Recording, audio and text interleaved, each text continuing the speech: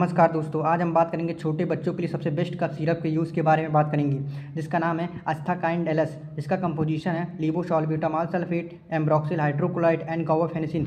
यदि बच्चों की नाक जाम हो जाए तो आप इनका इस्तेमाल कर सकते हैं। जैसे यह गाढ़े बलगम को पतला करने में मदद करता है, जिससे खांसी दूर हो जाता है और सांस लेने में भी आसानी हो जाती है। ये खांसी के साथ साथ एलर्जी रिएक्शन जैसे छींक आना, नाक बहना, गले में जलन होना जैसे राहत देता है। इस दवा का उपयोग आप अपने डॉक्टर के सलाह पर ही प्रयोग करें। अगर ये आपको ये वीडियो अच्छी लगी हो तो प्लीज़ चैनल को लाइक, सब्सक्राइब, शेयर जरूर करें।